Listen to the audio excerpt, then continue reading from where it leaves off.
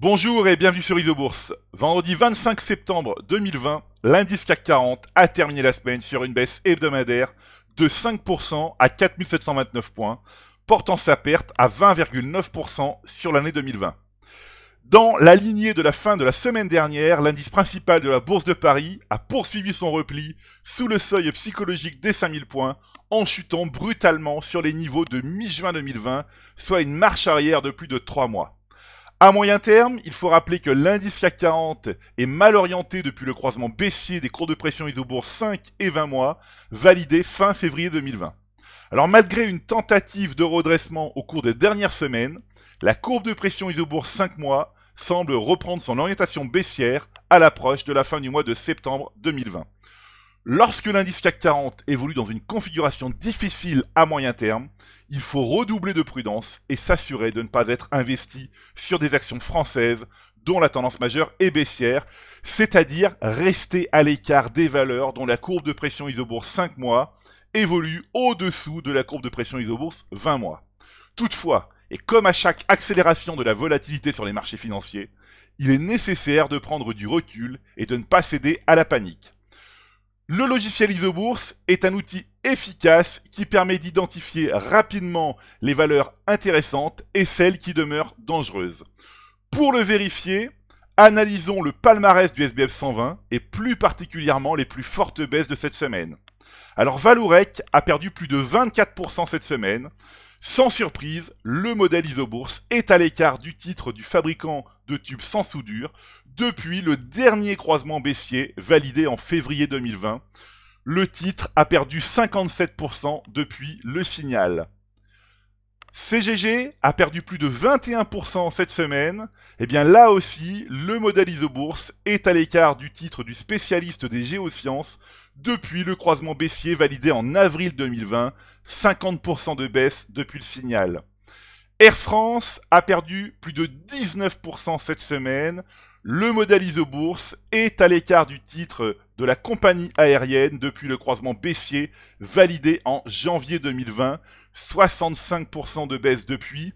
Il est important de rester à l'écart de ces valeurs, donc des valeurs dont les courbes de pression mensuelles sont négatives. On continue ici avec Technip FMC qui a perdu plus de 18% cette semaine. Eh bien, un signal baissier validé en septembre 2019, moins 77%. Là aussi, évidemment, on reste toujours à l'écart de cette valeur. Voilà, on continue ici avec Eramet. Eramet, plus de 16% de baisse cette semaine. Un signal plus lointain.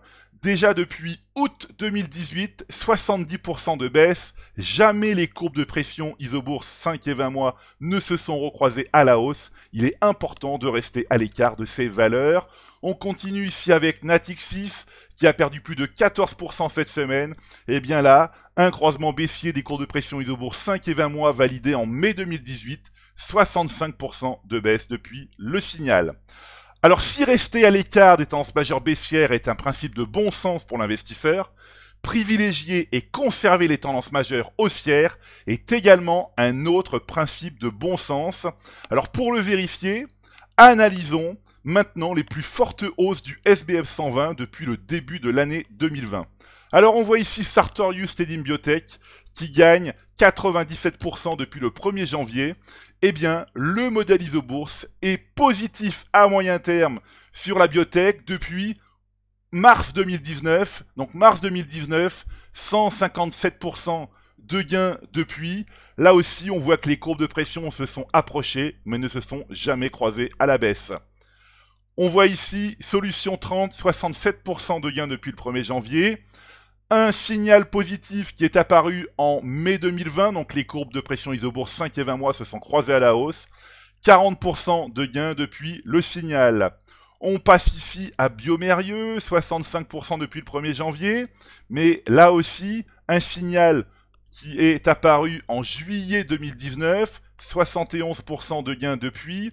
On constate que les courbes de pression Isobourse 5 et 20 mois s'approchent, mais tant qu'elles ne se croisent pas, eh bien, la valeur doit être conservée en portefeuille. On passe ici à Albioma. Albioma, 65% de gains depuis le 1er janvier. Eh bien, là aussi, un signal positif, moyen terme, un croisement haussier validé en mars 2019, 107% de gain depuis le signal. Et puis enfin, on va terminer ici avec Ingenico, 41% de gain depuis le 1er janvier. Et bien là aussi, avril 2019, un croisement haussier des cours de pression isobourse 5 et 20 mois, 87% de gains depuis. Voilà, donc il est important donc de rester à l'écart des valeurs dont les courbes de pression mensuelles sont négatives, mais il est également aussi important de conserver celles dont les courbes de pression isobourse 5 et 20 mois sont toujours haussières, c'est-à-dire dont la 5 mois est toujours au-dessus de la 20 mois. Voilà, eh bien c'est maintenant à vous de faire le point de vos valeurs en portefeuille avec Isobourse. Je vous donne rendez-vous pour ma prochaine chronique et d'ici là, eh bien restez avec nous sur Isobourse.